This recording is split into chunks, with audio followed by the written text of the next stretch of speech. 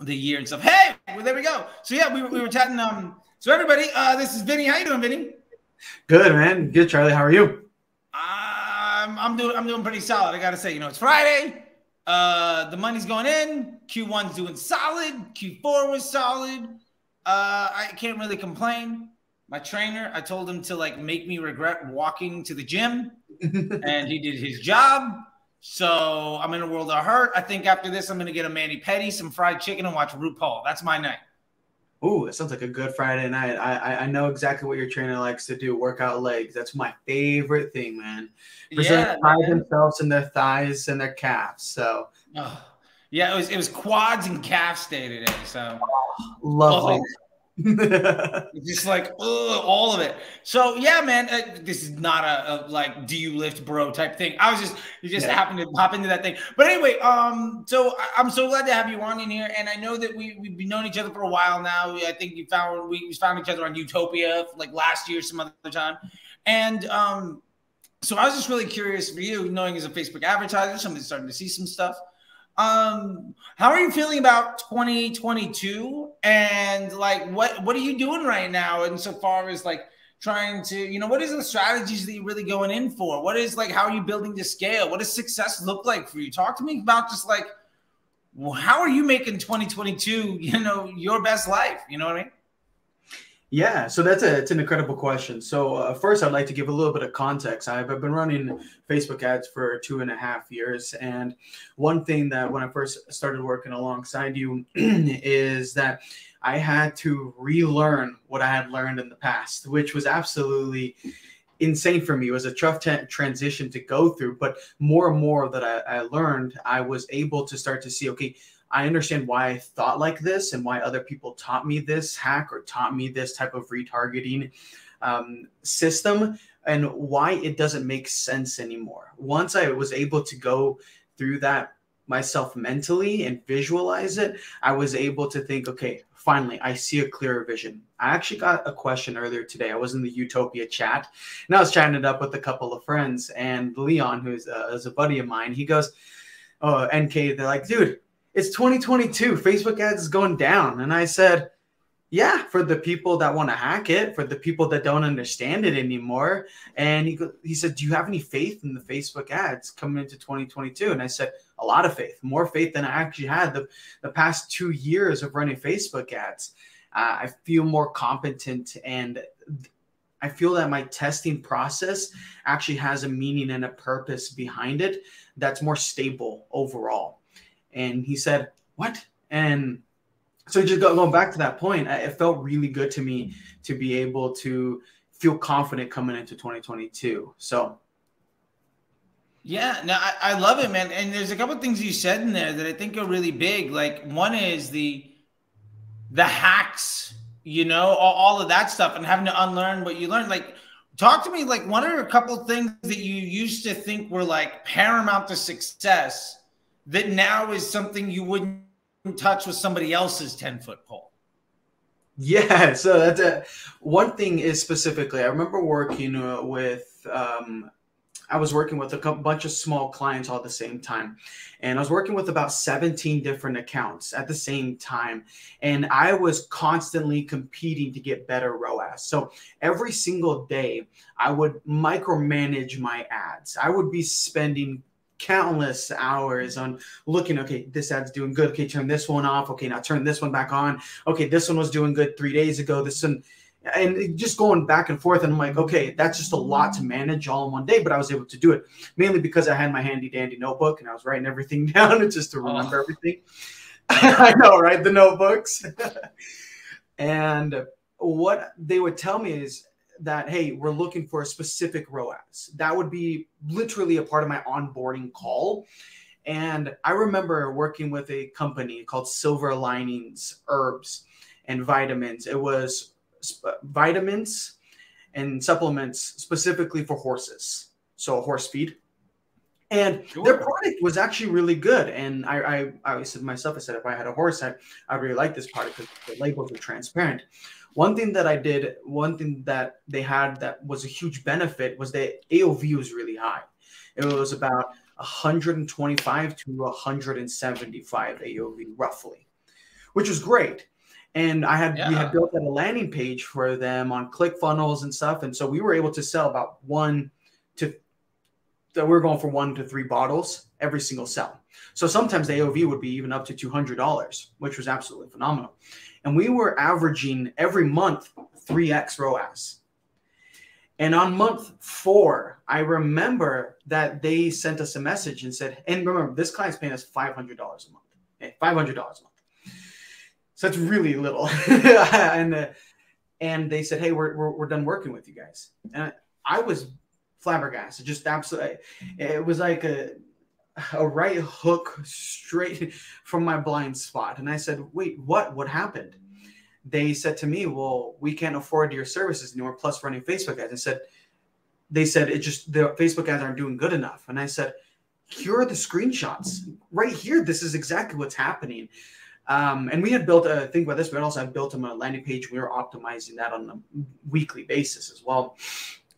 And I had to think to myself, so finally one of my higher ups that I was working with during that time on that Facebook ad account, he entered into a call with them and I was able to listen. Well, what we noticed is that their overhead and their cost of goods sold was too big because it manufactured in-house. So that was causing like the cost of goods sold to be ridiculous, plus the amount of employees as well.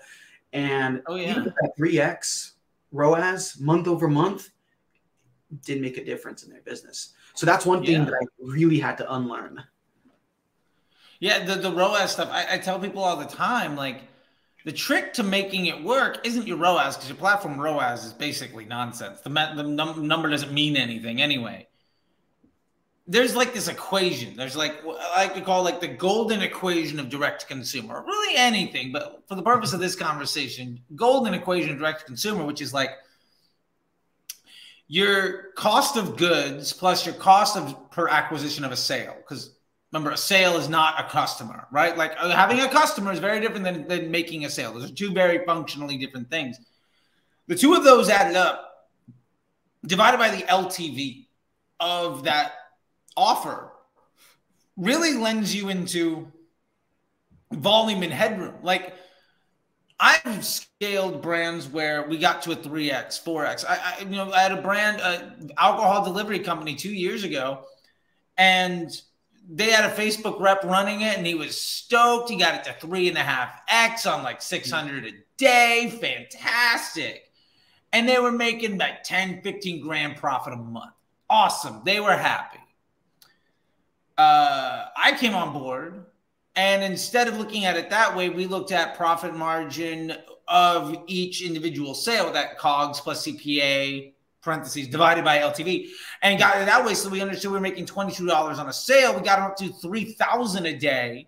So we were doing $50,000, $100,000 in profit a month at like a way larger spend, although our ROAS looked terrible.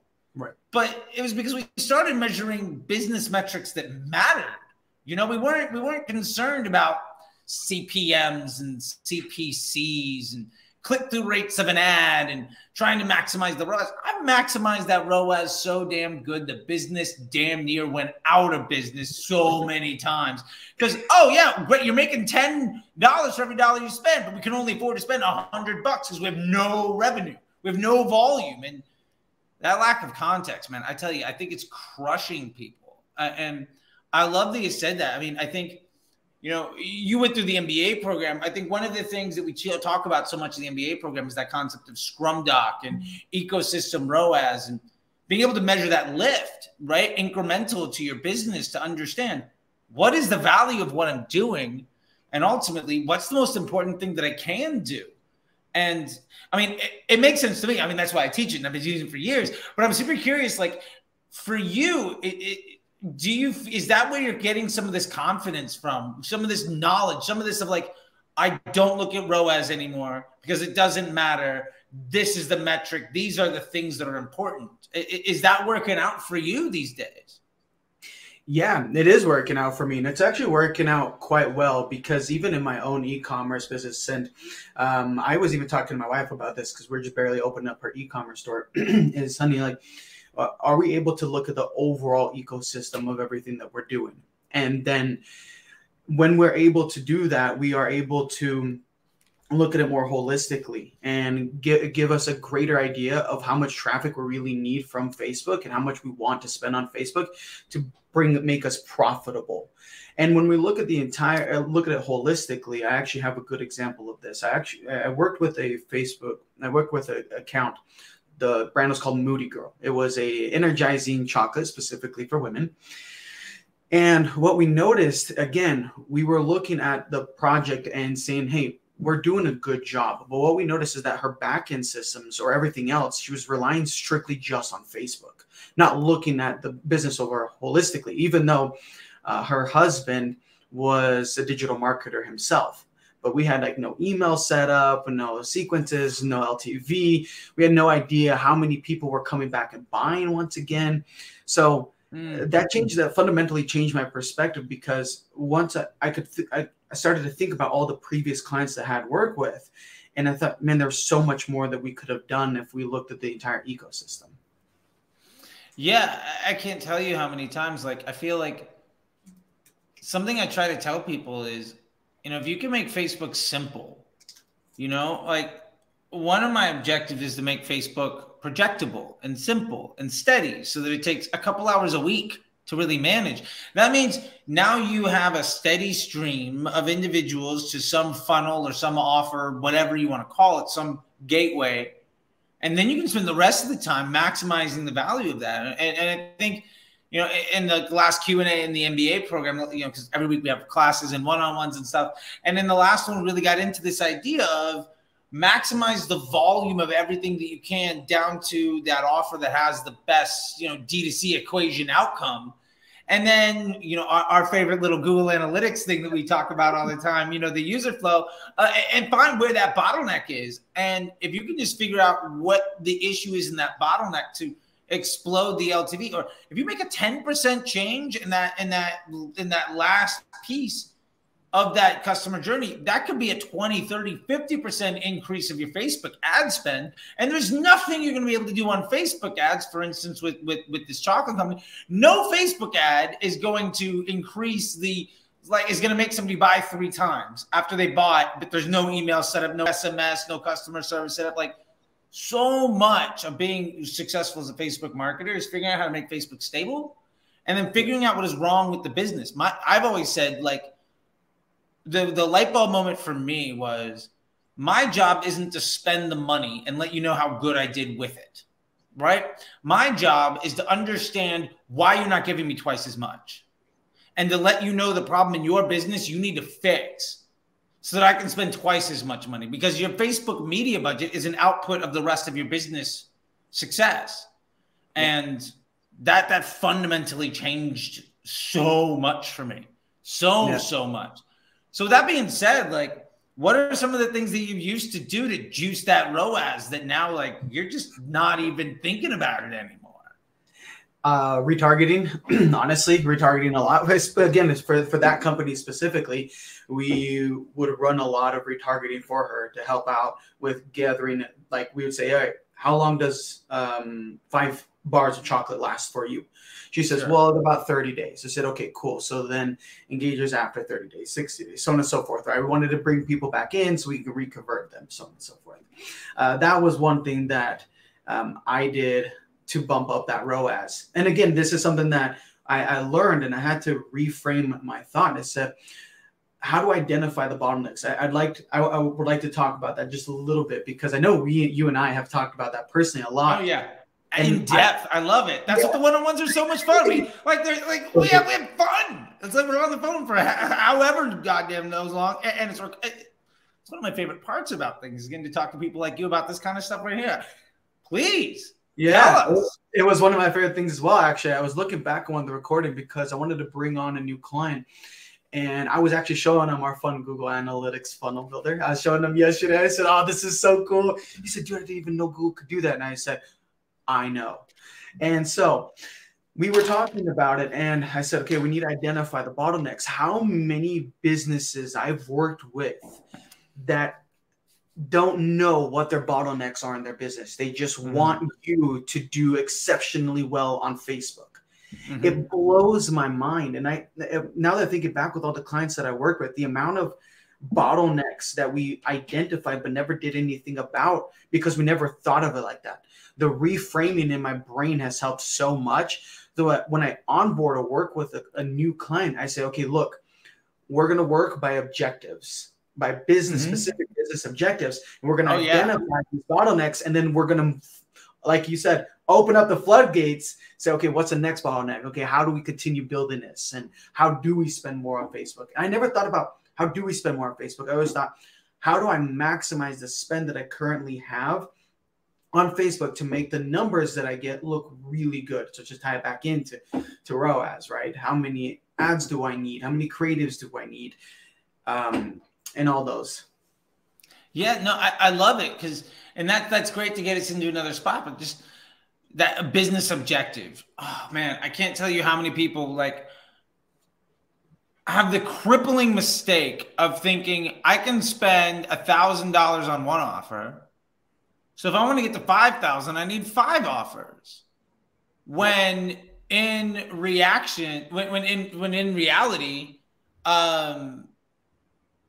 the most important thing is actually getting out of your own way, stop fighting with yourself, and focus on the thing that actually makes the most sense. Like that idea of trying to scale your business by making a machine learning platform dumber and chasing a million things I'm going to do better by doing 5 times as many things worse is the dumbest thing ever once you say it out loud, right? Yeah. And I get like why people think that way. It makes sense until you like use real world examples of like, well, no, that's not how this works. That's not how any of this works. I love that commercial. When she's like, I unfriend you. I taken you off my wall. I love that. No, but I love it. And you're getting down to like a great point here about pushing the creative, you know, and once you've identified the business objectives through those equations we've talked about, and you're going over the stuff that we talked about managing the funnel and doing the analytics and stuff, which, by the way, yeah, I mean, this is all in the Facebook Ads MBA program, but if you notice, most of this doesn't have anything to do with like the right audience or the right bidding model, because none of that makes any difference. Like literally, as soon as you stop fighting that stupid little battle in the weeds, you can start conquering the world, because that little shit that makes no difference will cripple you, and you're just going to make it harder and harder and harder. Work more and more hours every day to make less and less money and rip your hair out. And what's the point of that? But to that point about creative, I know we've had a lot of conversations about that. And so, you know, what are you doing right now insofar as like trying to make creative work, doing testing, stuff like that? Because I feel like there's this big thing. I'm loving this like critical mass of where I'm seeing people say, oh, well, ads do the targeting. Yeah. And creative is the most important thing. I'm like, yeah, absolutely. Been saying it for 5 years. I'm glad we're catching up. Yeah. But the problem is the parrots and the echo chambers of the world aren't telling people what to do. And so without getting too like nitty gritty, because I don't want to sit here for like 3 hours talking about it, but like, how are you approaching creative testing stuff, you know, like as an ethos is the way that you're thinking about trying to solve these problems, and then using those ads to target? How are you doing that as well? Yeah. So again, I got to bring it back to this, just the reframing in my brain. I like to give examples of what I've done previously just to help give good context. So before, I held this really firm belief in a glass jar that ultimately got shattered within our first call before I started working with you in the MBA program, and you replaced it with a new belief. And that belief was that the old belief was that creative testing was a part of my creative tests was a part of having one campaign ad set specific to so a specific variable that I was going to keep constant, or 2 variables I was going to keep constant. And the only variable that was ever going to change was the creatives. Mm-hmm. Well, here's the thing. So when I had that belief, I was like, okay, great. So the only thing I'm changing is creative. So I figure out, okay, this is what the creative that works. Well, when you shattered that glass jar for me and inserted a new belief into a brand new jar, I thought you said that you separate them within each individual element. Mm-hmm. And I was like, oh my gosh, that makes so much sense. Because before you would test 3 different creatives, 5 different creatives, and the same headline and the same copy. Just assuming that your copy and your headline was ultimately the best ones. We know the copy that converts. Yeah, we know the copy that converts, even though it was the first test. Yeah. Right. And it was the only issue with the creative. So now I approach it differently. I'm actually looking at different concepts of creative, not the different concepts of creative. How does that? Okay, right there was a fundamental switch for me. Now I'm looking for different concepts. And you got UGC concept, you got a value proof concept, you've got so many other concepts. Lowest cost, features and benefits, supercuts of product shop, whatever it happens to be. Yeah, absolutely. Yeah. And when I started reframing it in my mind and testing it, those individual elements, I was really able to have, what's the word I'm looking for? Sorry. I was able to have more confidence in these assets that I bring into the next phase of testing, which ultimately made me so much more confident to test. Because before I'd be a little bit nervous, like, hey, tell a client, like, I'm testing. It's like, yeah, but I don't know which element's going to work well. I don't know if this creative is actually going to convert. Well, now that I'm bringing those tearing those elements apart and dissecting them and putting into their individual pieces, I'm able to have a lot more confidence in the way that I test my creatives as well. No, I love that. Like the fact that instead of taking throw the spaghetti against the wall because nothing really matters, it's a crapshoot, and I'm going to say, well, this had to do good after 3 days. I'm going to bet my entire business on its success. And then ripping your hair out when it dies after 4 days and saying, well, Facebook's not stable. Because like any business, if you're firing any employee, if you hire 12 people, and then you say, all right, great, I've got 1-star employee, I'm going to make them run the entire business. And then the shit house goes up in flames. You're like, well, clearly I can't, like, my business is like, the problem isn't the ad, right? The problem isn't Facebook. The problem is Facebook works. Facebook does exactly what it says it's going to do. They sell you some of their attention for profit. And your objective is to meet that contract of giving people a positive experience that ultimately turns into positive business objectives for your brand. And when you start looking at it that way, I think you start to realize, well, how can I be a good partner? And it goes to like, I mean, I'm a married guy. Like if my wife said, I need this, that, and from you. And my response was, fuck you. It's not going to work out well. But that's at the core of the strategy of 90% of people that I see running Facebook ads.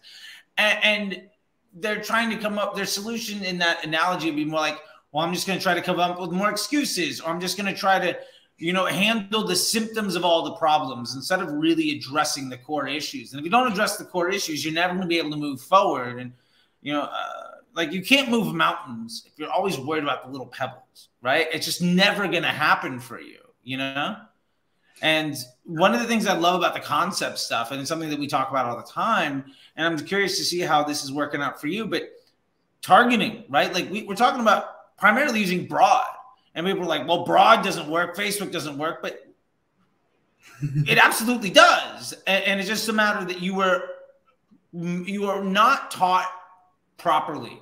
And it's because most people learned from some guru on the internet who's probably overworked and underpaid and poorly trained by somebody else that was overworked, poorly trained.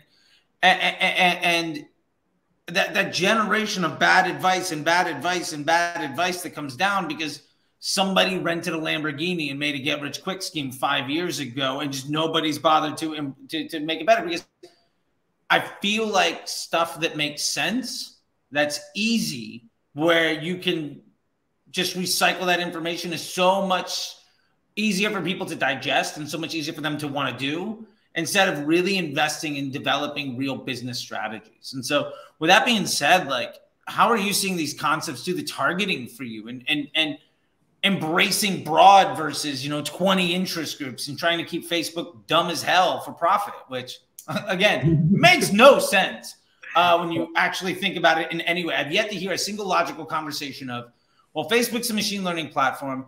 My goal is to keep it as dumb as possible and to print money. Like, that makes no sense. Right. So one thing for me, and I could think of a very clear story. I was working with a company called Old Boy Homeschool, and they were selling printable ebooks for kids that they could draw, and it was educational and it was fun. what I'd have to do is go through rigorous market research to identify their audience. Like, who exactly am I speaking to, right? And go through and I find, okay, this is their interest. Okay, great. So I went through the audience and I was like, hey, this audience, moms that have kids that are 2 to 5 years old, that stay-at-home moms, that so on and so forth, right? You get the gist. And I remember actually increasing the amount of sales that I got for them, but still not at a profitable rate. So when I started looking at broad, I actually noticed this on one account that someone that I used to work with, and he was actually running broad for financial, and it was doing the best out of all of the other interests. And that didn't register to me until just barely. Yeah. And so as soon as I started embracing broad, I saw one, super low CPMs, lower cost per link clicks. I know those are just vanity metrics, but I started to see more and more people come into the funnel overall instead of limiting it, and being specific with the way that I communicate with them through my creatives, through the concepts. So all that market research didn't necessarily go into audience, which it did in a way, but not on Facebook, but letting Facebook find the people that I wanted to speak to and speak to them clearly and communicate with them clearly. And because I was able to find that through my primary text, my creative, and my headline, it was able to target more people who wanted that before I would exclude, because they might not have fit that specific audience. Yeah. And so before you were paying extra to prevent your ads from seeing the right people. And as your costs rise and your efficiency goes down, you are blaming the system for doing exactly what you told it to do instead of letting it do its job. Right. Exactly. And I had already written. I love that that's working out. Yeah. Like I said, so much reframing, because I've gone through so many different instances of that. And definitely. And I would always let my primary text, my headline, my creative speak for them, try to work with the audience. But now I'm just letting it say, hey, Facebook, find the people who are going to resonate with this with the most, and let's not exclude them all. Let's let them all come to us. I love it, man. I love it. Well, I really appreciate that. I think that's so right on. And I love hearing this stuff come from other people, right? I love talking to students, and I love talking to clients, and I love talking to other minds that have like figured this stuff out. And, you know, one of the things that we've kind of danced around a little bit here, but I want to kind of touch on, you know, one or two things real quick is, you know, we got to meet each other on some spots, but one of the big leaps forward for us was really, you know, you going through that MBA program, the Facebook Ads MBA program. And, you know, people can hear me talk about it till the cows come home, but you know, right before we're getting on, you were saying, you know, one of the biggest issues is the confidence, right? Is the ability to know what you're doing. And that's what the before world was like, right? And now shit is fundamentally different, right? And I just love to know from your own words, man, just what you got out of it and what you enjoyed most about it. Because I want people to know that these are things that real people can have for themselves. And I could try to say it a million times, but never trust the car salesman about the quality of the car. Ask the guy that paid money and bought it and driving around for 30,000 miles, right? Yeah. It's somebody that has fundamentally changed their quality of life and their trajectory because of that. Yeah, man, talk to me about your experience and what you love the most. Yeah, so what I love the most is the big picture. Honestly, I'm a big picture kind of person. I want to build big things. I want to help my clients build their businesses in a big way. And what I really, really loved is the fact that ultimately when we hopped on the phone call, we barely talked about Facebook ads. It was kind of funny because we barely talked. We had what, 2 or 3 calls, I think. About yeah. Before we got you in, it was like, I don't know if I should trust this guy. Yeah, we had like probably 2 or 3 45-minute calls of you just like making sure I was like a legit dude and this is the right move for you. It was, hey, look, that's what it took to make you feel like it was the right thing to do. And yeah, very, very little of what we talked about was actually Facebook ads, because Facebook ads has very little to do with your success as a Facebook ads manager, ironically enough. Yeah, and that helped me out so much because I've liked to do Facebook ads, but I've always liked to help the business owner. That's why I would build out landing pages for business owners and help them convert, because majority of the time their website wouldn't convert. I'd be like, hey, don't worry, I'll do it. I got this, right? And I would go there and I build email sequences for them. And I say, okay, don't worry, I got this. Because I always knew there was more than Facebook. And what I love so much is that you teach more than Facebook. The ecosystem ROAS sheet for me has really changed my mind in the way that I look at businesses, and identifying bottlenecks has really changed my mind the way I look at businesses that I bring in, businesses that I want to work with, because there were before when they couldn't identify their own bottlenecks, it became really difficult to work alongside them, because it's like, hey, what do you do to identify the bottleneck? I'm driving the traffic. Like, it's only Facebook ads. That's the problem. It's like, well, there's more to that. And I always knew inside of me that there was more to that. So once you reveal that, and I think that happened in our second call, you revealed that, and I said, boom, like, there it is. That, you know, my belief in my glass jar shattered. And I said, well, shit, you know. But that was one of the things I absolutely loved about it. Also the community. I've met some absolutely incredible people. Kelvin, Daniel, Alex, Tom, Jared. I mean, some incredible people out there who just, honestly, it's a good group of people that I was really hoping to connect with. And sometimes we take time outside even of your lectures, and we will look at like, hey guys, do you guys all have a question about this? Like, yeah, so let's all hop on the call. We all hop on the call. Really? That's awesome. Yeah, we all hop on the call and we all talk together, and we send each other messages like, hey, how are things going? I called Tom 3 days ago, and I said, bro, like, I'm getting like a $5 cost per lead. He goes, so I built some really good it's like a fellowship. Yeah, like community. I love that. Yeah, and that's one thing that I really loved, and as well as our one-on-ones. I love one-on-ones. Those to me are incredibly important. That was one thing that we talked about in our third call. I said, hey, are we going to have one-on-ones? And you said, yeah, definitely. And I'll take as much time and answer all the questions that you need. And yeah, true. And I still have that as additional lectures instead of just buying a course.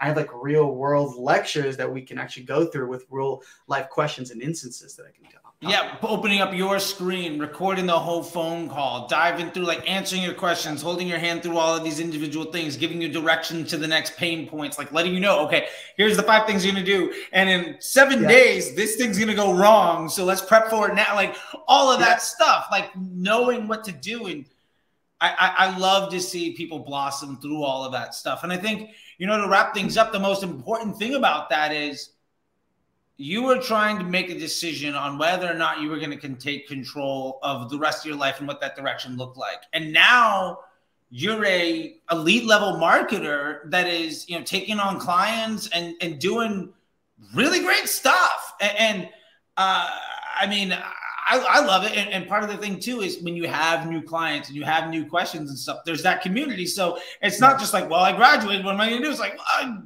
I have a problem.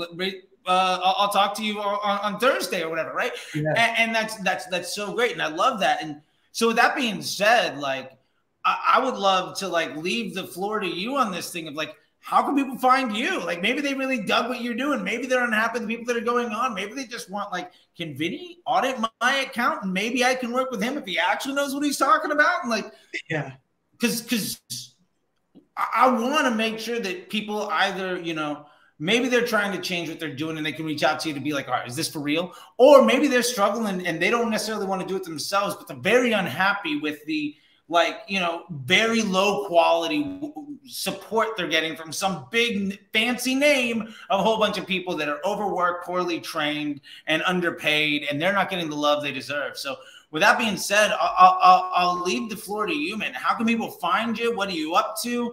And let's make sure that anybody watching this gets to know who you are. And, you know, hey, why not talk to Vini? Yeah. Thank you so much. I really appreciate that, Charlie. Thank you. So you can find me on Twitter, Vinicius Leon Petri. And my DMs are open. Yeah, very, very fancy. I got the link in the description. Okay, promise. Great. Yeah. Okay. And yeah, you can find me there. My DMs are always open. You can ask me any type of questions. And one thing that I do want to say really quickly is if you're on the fence at all in any way, think about this. What what Charlie teaches as your mentor in the MBA program is something that it's going to take you years. I'm talking about 5 to 10 years to learn, to go through and experience, and you can finish that much faster. That was one thing that me and him talked about. I was like, look, I want all your knowledge. Give it to me. And you're like, okay, cool. And so that was exactly, but that's where you can find me. Currently what I'm doing is Facebook ads, CRO, helping with conversion. Like we're even writing copy for landing pages if that's necessary, because like we talked about the ecosystem, whereas there's a whole ecosystem. Not just Facebook. I want to make sure that whatever traffic that I'm driving is also converting, and then we're converting on the back end. So I'm also doing emails as well and different email sequences to help out companies. So those are the things that I'm doing. I love it, man. I love it. Well, thank you very much, dude. I appreciate it. Like I said, it's Friday. I'm pretty sure I promised my wife a mani-pedi at 5 o'clock with some fried chicken and root Paul. And okay, I got 12 minutes to walk 5 minutes up the street, and I probably should make sure she's ready to go. So I really appreciate it, man. I get to live a life, and I'm very happy about it. I love getting to talk to alumni, and I love getting to talk to successful people. And I really hope that, like, one of the vibes I get out of all this ultimately is you took a risk investing in yourself. Yeah. It was not the cheapest investment you made, but I hope it was the most valuable one. Oh, yeah, for sure. It definitely was. Right on, man. Well, hey, look, thank you so much. I'm going to let you go. I got to go. Happy weekend to you. And I know we got some more one-on-ones. And if I don't see you until I see you, I'll see you. Yeah, good. Same to you. And it's, all right, you have a great time. Tell you later I said hello. Keep kicking some ass, man. I'll see you later. You as well. Happy weekend. Bye.